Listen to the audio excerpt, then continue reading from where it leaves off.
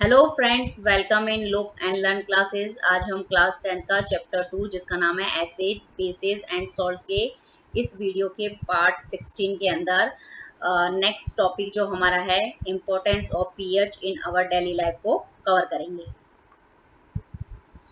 सबसे पहले हम जब पीएच की इम्पोर्टेंस को समझ रहे हैं तो उसके पीएच की डेफिनेशंस को वापस अगेन जो है वो समझ लेते हैं। ओके, क्या होता है पीएच? पीएच जो होता है वो एक a way to measure acid and bases, मतलब एक तरीका है जिससे हम क्या कर सकते हैं किसी भी एसिड की जो और जो बेस जो होता है उसकी स्ट्रेंथ को क्या करते हैं उसे मेजर करते हैं कि मतलब वो स्ट्रॉन्ग एसिड है या फिर स्ट्रॉन्ग बेस है या फिर वीक एसिड है या फिर वीक बेस है। ओके, अब इसको हम कैसे मेजर करते हैं? Expression of the concentration of hydrogen and hydroxide ions in aqueous solutions. Okay, तो मतलब जो पीएच जो होता है ना उसको किसी भी मतलब कैसे हम एक्सप्रेस करेंगे किसी भी एक्वस सॉल्यूशन के अंदर हाइड्रोजन और जो हाइड्रोक्साइड आयंस जो होते हैं उसकी कंसंट्रेशन को मतलब एक्सप्रेस करके क्या करते हैं हम पीएच को क्या करते हैं शो करते हैं। ओके, इसी तरीके से मतलब जब हम पीएच को मेजर कर रहे हैं तो हम एक स्केल यूज करते हैं, उस स्केल को हम बोलते हैं पीएच स्केल जिसके ऊपर नंबर दिया हुआ है 0 to 14। ओके, तो इससे हम क्या करते हैं उसको मेजर करते हैं। तो मतलब कुल मिला के जो पीएच जो होता है वो हाइड्रोक्साइड आयंस और जो हाइड्रोजन आयंस होते हैं ना उसकी कंसंट्रेशन होती है। अब सबसे पहले हमारी जो डेली लाइफ है उसके अंदर पीएच की इम्पोर्टेंस को समझते हैं। सबसे पहले डाइजेस्टिव सिस्टम के अंदर पीएच का क्या इम्पोर्टेंस है? Our stomach produces hydrochloric acid. This dilute hydrochloric acid help in digestion of food. हमारा जो स्टमक होता है ओके, वो क्या करता है हाइड्रोक्लोरिक एसिड जो होता है वो प्रोड्यूस करता है। और ये जो हाइड्रोक्लोरिक एसिड होता है वो कैसा होता है? डाइल्यूट होता है। ओके, और ये किसके अंदर हेल्प करता है? फूड के डाइजेशन के अंदर हेल्प करता है।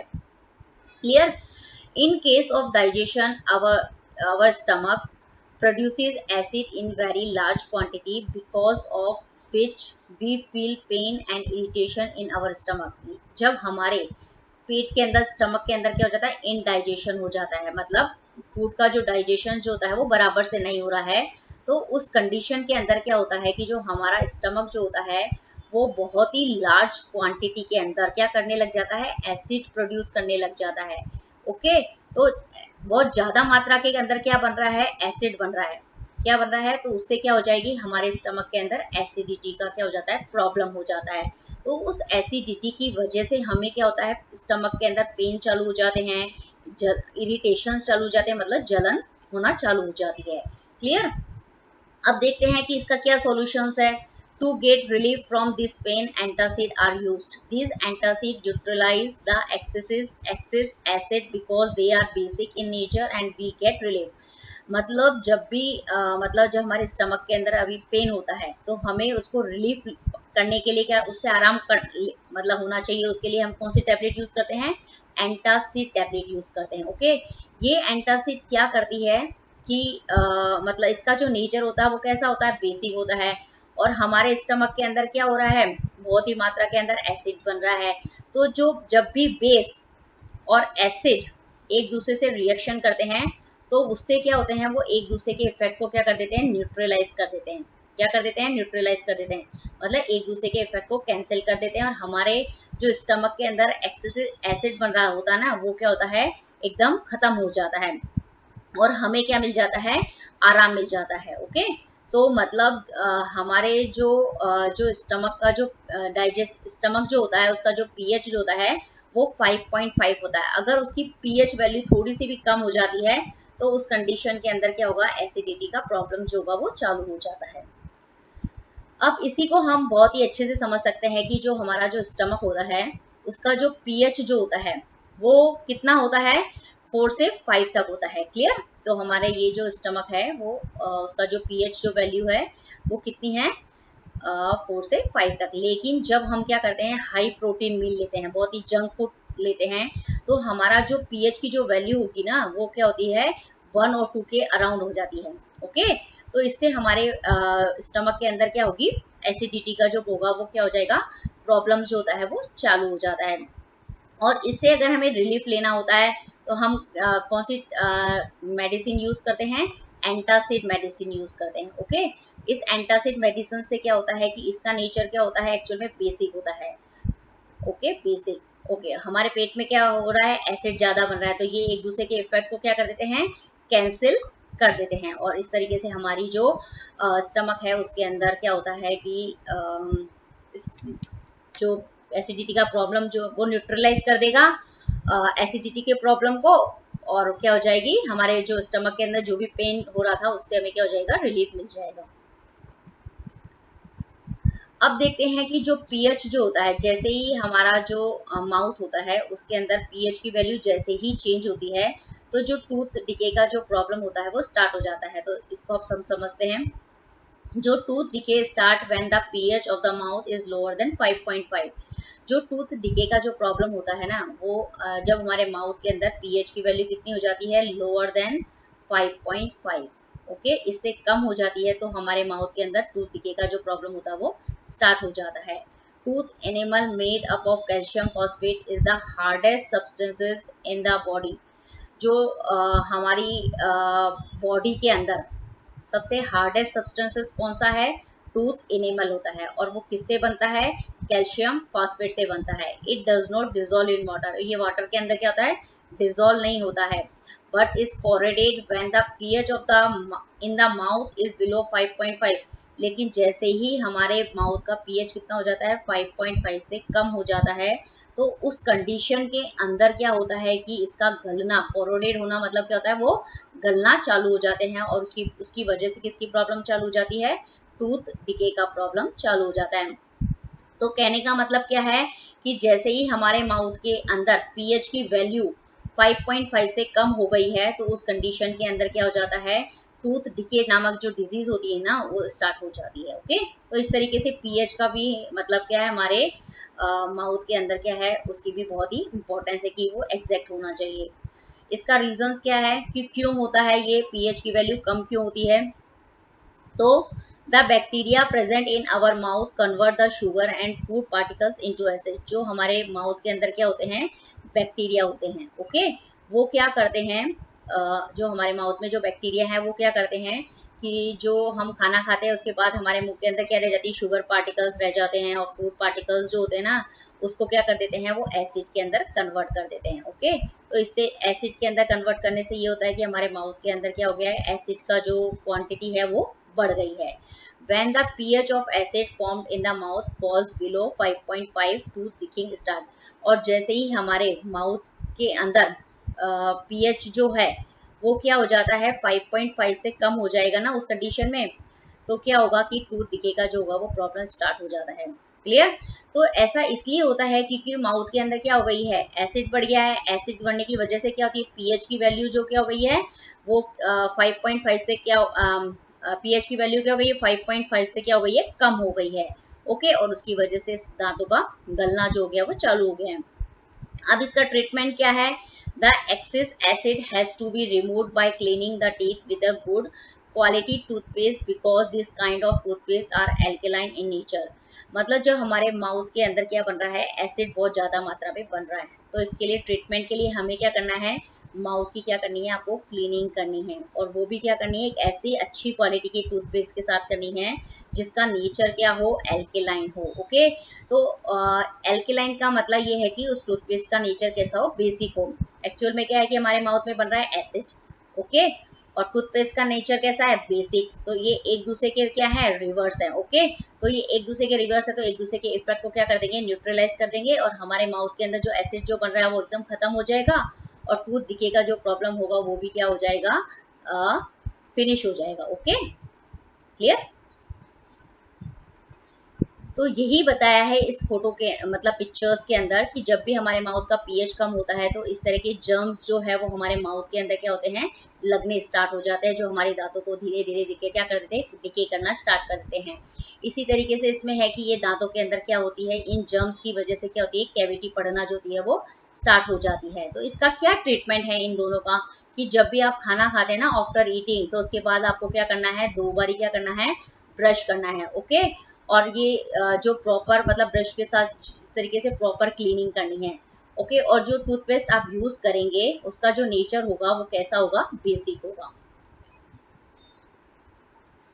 अब जो तीसरा हमारा पॉइंट है, pH sensitivity of plants and animals. Okay, इसका मतलब ये है कि जो हमारे मतलब प्लांट्स और एनिमल्स क्या है, लिविंग ऑर्गेनिजम्स होते हैं, और ये भी पीएच के प्रति जो होते हैं वो बहुत ही ज्यादा सेंसिटिव होते हैं। ओके, पीएच थोड़ा सा भी कम या ज्यादा होता है तो सबसे ज्यादा लिविंग ऑर्गेनिजम्स की जो लाइफ होती है उसके ऊपर सबसे ज्यादा इफेक्ट पड़ता है। Our body functions between the pH range of 7.0 to 7.8। Okay, तो यहाँ पे यही बोला है कि जो ये पिक्चर्स में यही बताया गया है कि जो हमारी बॉडी जो होती है ना वो एक पीएच रेंज के ऊपर ही काम करती है, और वो पीएच जो कितना है 7, मतलब 7 से 7.8 के बीच में होना चाहिए। ओके, थोड़ा सा भी कम ज्यादा होगा तो हमारी जो लाइफ होती है वो डिस्टर्ब हो जाती है। Living organisms can survive only in the narrow range of pH changes. हमारी जो लिविंग ऑर्गेनिज्म मतलब जो प्लांट्स और एनिमल्स जो होते हैं वो एक डेफिनेट पीएच के ऊपर ही सरवाइव कर सकते हैं। यदि इस पीएच में थोड़ा सा भी चेंजेस होता है तो हमारी बॉडी जो होती है उससे बहुत ज्यादा इफेक्ट करती है। ओके, तो एक मैंने ये पॉइंट बता दिया यहाँ पे, और फिर ये यही समझाया कि पीएच जो है वो क्या है, एक नैरो रेंज, मतलब एक छोटी सी रेंज, मतलब जो है ना 7, ये जो रेंज है एकदम नैरो रेंज है, इसी के बीच में जो लिविंग ऑर्गेनिजम्स जो होते हैं वो केवल सरवाइव कर सकते हैं। यदि थोड़ा सा भी ऊपर और नीचे होता है पीएच तो उससे जो लाइफ होती है उनका सर्वाइवल जो होता है वो बहुत ही डिफिकल्ट हो जाता है। ओके, अब यहाँ पे बताया है पीएच ऑफ एसिड रेन, ये कैसे इफेक्ट करता है। मतलब जैसे नॉर्मल रेंज का पीएच जो होता है वो अलग होता है, एसिड रेन का जो पीएच होता है वो अलग होता है। तो ये बताया है कि when pH of rain water is less than 5.6, जो मतलब नॉर्मल रेन होती है ना उसका जो पीएच होता है वो 5.6 होता है। ओके, और जब इसका मतलब रेन वाटर का पीएच, नॉर्मल रेन का जो पीएच जो होता है वो 5.6 से कम हो जाता है तो उस रेन को हम क्या बोलते हैं, एसिड रेन कहते हैं। That is very important. Acid rain क्या होती है, इसका पीएच कितना होता है, तो मतलब जो एसिड रेन का जो पीएच होता है ना वो 5.6 से कम होता है। ये बहुत ही आपको ध्यान रखने की जरूरत है, less than 5.6। Okay, when acid rain flows into river it lowers the pH of the river water, the survival of aquatic life in such rivers become difficult। इसमें यह है कि जैसे एसिड रेन जो होती है ना, जो सबसे पहली बारिश होती है उसको हम एसिड रेन के नाम से भी कहते हैं, मतलब उसके अंदर क्या होती है, एसिड की क्वांटिटी बहुत ज्यादा होती है। तो ये जब एसिड रेन होती है तो क्या होता है, उस कंडीशन के अंदर वो क्या करती है, जब होगी तो उसका जो पानी होगा वो सबसे पहले कहाँ जाएगा, रिवर के अंदर जाएगा। तो रिवर में जाने से क्या होता है कि जो रिवर वाटर का जो पीएच होता है ना उस कंडीशन के अंदर क्या हो जाता है, वो कम हो जाता है। वाटर का जो पीएच जो होता है वो कितना होता है, 7 होता है। ओके, कितना होता है, 7। लेकिन जब एसिड रेन उसके अंदर चली गई है तो उसका जो पीएच जो हो गया है वो क्या हो गया है, 7 से कम हो गया है। और जो लिविंग ऑर्गेनिजम्स जो होते हैं उसका जो मतलब सर्वाइवल रेंज जो है वो कितना है, 7 से 7.8 तक ही है। तो इसमें ये है कि जैसे ही रिवर वाटर का पीएच जो होगा अगर कम हो जाएगा तो जो एक्वेटिक लाइफ है, एक्वेटिक लाइफ का मतलब पानी के अंदर जितने रहने वाले जो एनिमल्स जो होते हैं ना वो क्या होते हैं, मतलब इजी वे में क्या करेंगे, वो सरवाइव नहीं कर पाएंगे और उनकी लाइफ जो होगी वो क्या हो जाएगी, डिफिकल्ट हो जाएगी। उनको ब्रीथिंग के अंदर प्रॉब्लम हो जाएगा, कुछ दूसरी डिजीज हो जाएगी, और मतलब वो सरवाइव करने में उनको बहुत प्रॉब्लम होती है। ओके, तो इस तरीके से जो वाटर होता है रेन, मतलब यदि हम मतलब वाटर का यदि पीएच भी ऊपर और नीचे होता है तो इस तरीके से पूरी जो लाइफ होती है, एक्वेटिक लाइफ जो होती है ना वो बहुत डिस्टर्ब हो जाती है। तो ये देखिए आप यहाँ पे क्या फैक्ट्री है, इससे क्या निकल रहा है, सल्फर डाइऑक्साइड निकल रहा है, NO2 निकल रहा है, ये दोनों मिलके क्या बनाते हैं, एसिड रेन बनाते हैं। ओके, मतलब ये दोनों मिलके क्या बनाएंगे, एसिड बनाएंगे, और ये जो एसिड जो होगी वो रेन के साथ मिलेगा उसको हम बोलते हैं acid rain. Okay, acid rain ये आपको दिख रही है यहाँ पे होती हुई। ओके, तो अब जैसे ये पानी जमीन पे आता है तो बहुत इफेक्ट, जो एक्वेटिक लाइफ होती है ना पानी के अंदर रहने वाले हैं जितने भी फॉरेस्ट वगैरह हैं, ट्रीज हैं, उनको बहुत ही हार्मफुल इफेक्ट उनके ऊपर पड़ता है। अब पूरा इस पिक्चर से हम समझ लेते हैं कि एसिड रेन होता क्या है। सबसे पहले क्या है कि जैसे ये इंडस्ट्रीज है, मतलब जो बड़ी बड़ी कंपनियां होती है ना वो, उनसे, और जो मतलब ह्यूमन बींग्स हैं वो क्या कर रही हैं, उनके जो व्हीकल्स चलाते हैं उनसे क्या निकल रहा है, धुआं निकलता है, स्मोक निकलता है। जो फैक्ट्री होती है उनसे भी क्या निकल रहा है, स्मोक निकलता है। ओके, क्लियर, ये स्मोक निकल रहा है। इस स्मोक के अंदर क्या होती है, सल्फर डाइऑक्साइड होती है और नाइट्रोजन ऑक्साइड्स होते हैं। और ये जो एनवायरमेंट है, एटमॉस्फेयर है, उसके अंदर कार्बन डाइऑक्साइड होती है। ये तीनों कंपाउंड मिलके क्या बनाते हैं, मतलब सल्फ्यूरिक एसिड। मतलब ये दोनों कंपाउंड मिलके क्या बनाएंगे, सल्फ्यूरिक एसिड बनाते हैं। ओके, सल्फ्यूरिक एसिड के क्या हो गए हैं, यहाँ पे क्लाउड्स बन गए हैं। तो ये जो मतलब क्या हो गया है कि ये क्लाउड्स के अंदर क्या है कि वाटर है, और ये वाटर मतलब क्या हो गया, जब जमीन पे गिरता है तो वो किसकी फॉर्म में गिरता है, एसिड रेन की वजह से गिरता है। मतलब जो इस रेन है ना, इसके अंदर एसिड का मात्रा बहुत ज्यादा आती है, और वो कौन सा एसिड है, सल्फ्यूरिक एसिड है। ओके, तो ये जो जब भी सल्फ्यूरिक एसिड जो होता है, इसका पीएच जो होगा ना, वो हमेशा क्या होता है 5.5 से क्या होता है, कम होता है। तो क्या करेगा, ये जो एसिड रेन जो है वो जमीन पे जाके क्या होगी, सबसे पहले रिवर है, लेक है, उनके ऊपर गिरता है। तो लेक के अंदर जितने भी एक्वेटिक लाइफ, मतलब जितने भी वाटर के अंदर रहने वाले एनिमल्स होते हैं, उनको बहुत ही हार्मफुल इफेक्ट जो होते हैं वो उनके ऊपर डालते हैं, उनके सर्वाइवल में भी बहुत प्रॉब्लम आती है। इसी तरीके से जो लैंड होती है, लैंड के ऊपर जितने भी फॉरेस्ट वगैरह हैं, और उन सब पे भी क्या होती है, वेजिटेशंस जो होती है ना, उसके ऊपर भी बहुत इफेक्ट पड़ता है। क्लियर। तो इस तरीके से क्या होता है कि रेन वाटर का जो पीएच वो भी कम हो जाता है, तो उसकी वजह से भी क्या होता है, जो लाइफ जो होती है लिविंग ऑर्गेनिजम्स की, वो डिस्टर्ब हो जाती है। अब हमारा टॉपिक है pH of self defence by animals and plants. मतलब जब हमें कोई एनिमल्स और प्लांट्स कट कर लेते हैं, ओके, टच करते हैं, तो हम उससे सेल्फ डिफेंस करके क्या करते हैं, अपने पीएच को क्या करते हैं, मेंटेन करते हैं। ओके, ये है bee sting contains methanoic acid which causes pain and irritations. मतलब जो बी स्टिंग होती है ना, क्या होती है, मधुमक्खी होती है, उसके अंदर क्या कंटेंट होता है, मेथेनोइक एसिड होता है। जब ये हमारी बॉडी को टच करते हैं, काट लेते हैं हमारी बॉडी के जिस हिस्से पे, तो वहाँ पे क्या आ जाता है, एसिड आ जाता है। ओके, उस एसिड की वजह से हमें क्या होता है, बहुत ज्यादा पेन होता है, बहुत ज्यादा क्या होता है, इरिटेशन होता है। इरिटेशन का मतलब जलन होती है। तो आपको इससे वहाँ पे क्या करना है, रिलीफ, मतलब उस पेन और इरिटेशन से क्या करना है, आपको रिलीफ मतलब आराम मिले, तो आप क्या करेंगे, वहाँ पे बेकिंग सोडा क्या करेंगे, वहाँ पे अप्लाई करेंगे। जो बेकिंग सोडा होता है वो क्या होता है, एक वीक बेस होता है, जिसकी नेचर कैसा होता है, बेस है, तो इसका नेचर क्या होगा, जनरली बेसिक होगा। ओके, उसका नेचर बेसिक होता है। तो क्या होगा कि ये जो बेस है, ये जो बेस है ना, ये क्या करता है, इस एसिड के इफेक्ट को क्या कर देता है, न्यूट्रलाइज कर देता है। और न्यूट्रलाइज का मतलब क्या होता है, एक दूसरे के इफेक्ट को कैंसिल कर देता है। तो जो एसिड की वजह से हमें जो पेन हो रहा था और जो इरिटेशन हो रही थी, उससे हमें क्या हो जाएगा, आराम मिल जाता है। तो इस पिक्चर्स में हम देख लेते हैं कि जैसे ये हमारा हाथ दिया हुआ, हाथ पे क्या कर लिया, कोई जो बीस जो है ना, उसने क्या कर लिया, डंक मार लिया, उसका स्टिंग जो है वो हमारी बॉडी में चला गया। जैसे ही ये स्टिंग हमारी बॉडी को टच किया, तो जो मेथेनोइक एसिड की वजह से यहाँ पे क्या होने लगे, ये पेन और इरिटेशंस जो है वो चालू हो गए हैं। तो उसी कंडीशन में हैंड टू हैंड हमें क्या करना पड़ता है, बेकिंग सोडा जो है वो उसके ऊपर अप्लाई करना पड़ता है। अब हम बेकिंग सोडा ही क्यों लेते हैं, क्योंकि उसका नेचर जो होता है वो बेसिक होता है, और वो बेसिक नेचर की वजह से क्या करता है, उस एसिड के इफेक्ट को क्या कर देता है, न्यूट्रलाइज कर देता है, और उससे हमें क्या, पेन और इरिटेशन से क्या हो जाता है, रिलीफ मिल जाता है। क्लियर।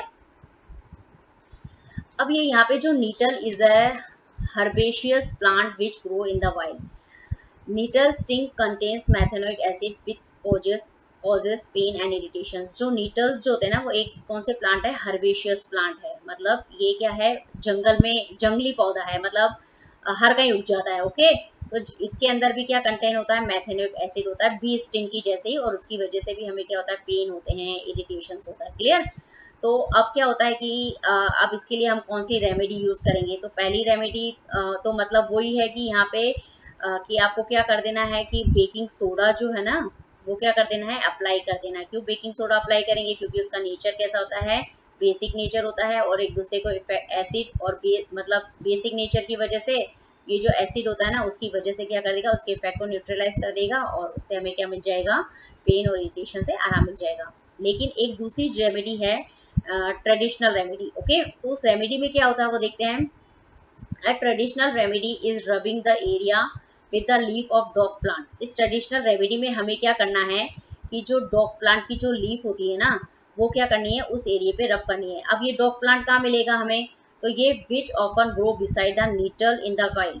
मतलब जहाँ पे नीटल प्लांट जो उगता है ना, उसी के पास में क्या होता है, ये प्लांट भी, डॉग प्लांट भी क्या करता है, वहीं पे ग्रो करता है। ओके, तो अगर वहाँ पे आपको आइडेंटिफाई, तो वो वहाँ देख, मतलब यदि आपको पता है ना डॉग प्लांट कैसा होता है, तो उससे हम क्या कर सकते हैं, उस रेमेडी से रब कर देंगे उसको। ओके, तो the nature of the dock plant is basic which neutralise the acid giving leaf, क्योंकि जो डॉग प्लांट की जो लीफ होती है ना उसका नेचर भी कैसा होता है, बेसिक होता है। और ये भी क्या कर देंगे, जो एसिड के जो मतलब एसिड मेथनोइक एसिड की वजह से जो पेन और इरिटेशन का जो इफेक्ट हो रहा था उसको क्या कर देंगे, न्यूट्रलाइज कर देंगे और हमें क्या मिल जाएगा, रिलीफ मिल जाएगा। तो यहाँ पे ये पिक्चर में यही बताया गया है कि ये नीटल प्लांट है। ओके, ये नीटल की स्टिंग है। जैसे ही हमारी बॉडी, नीटल ने हमारी बॉडी को टच किया तो यहाँ पे क्या हो गया, रेड रेड कलर का हो गया, तो इससे हमें पेन और इरिटेशन हुआ। फिर हमने इसके ऊपर क्या करा, डॉग प्लांट की जो लीव्स हो रही है ना ये, उसको रब कर दिया, तो हमें क्या मिल गया, आराम मिल जाता है, रिलीफ मिल जाता है। क्लियर। तो इस तरीके से प्लांट मतलब एनिमल मतलब बी स्टिंग, और प्लांट मतलब नीटल स्टिंग। ओके, इन दोनों की वजह से क्या हुआ, हमारी बॉडी के अंदर क्या हो गया, मेथनोइक एसिड चला गया। उसकी वजह से क्या हुआ कि जो पीएच की जो वैल्यू हुई ना वो कम हो गई। लेकिन हमने क्या करा, बेकिंग सोडा या फिर डॉग प्लांट की जो लीव्स है उसको अप्लाई करके क्या करा, उस मतलब एसिड के जो इफेक्ट जो था ना उसको कम किया। तो इस तरीके से पीएच को मेंटेन करके क्या कर सकते हैं, मतलब सेल्फ डिफेंस करके भी हम क्या कर सकते हैं, पीएच की वैल्यू को मेंटेन कर सकते हैं। इसलिए पीएच जो है वो that is very important in our life. तो मतलब जो पीएच जो मतलब जो रेंज जिसपे हम फिक्स है किसी भी चीज का, चाहे वो सोयल हो, चाहे वो टूथ हो, चाहे वो मतलब स्टमक के अंदर हो, मतलब कोई भी चीज हो, मतलब वो बारिश के अंदर हो, मतलब रेन के अंदर हो, तो वो पीएच जो होता है वो एकदम मेंटेन रहना चाहिए। यदि वो थोड़ा सा भी कम या ज्यादा होगा तो जो हमारी जो लाइफ होती है वो एकदम क्या हो जाती है, डिस्टर्ब हो जाती है। तो इसलिए पीएच की जो है हमारी लाइफ के अंदर बहुत ही ज्यादा इस तरीके से इंपॉर्टेंस को इस टॉपिक के अंदर कवर किया है। ओके, यदि आपको मेरा ये वीडियो पसंद आया तो प्लीज इसे लाइक कीजिए, शेयर कीजिए और सब्सक्राइब करना ना भूलें, जिसका नाम है लुक एंड लर्न क्लासेस। यदि आपने मेरे इस वीडियो के प्रीवियस पार्ट को ना देखा हो तो उसका भी लिंक जो है वो डिस्क्रिप्शन बॉक्स में दिया गया है, और वहां पे क्लिक करके आप कोई भी पार्ट को इजी वे में देख सकते हैं। Thank you very much.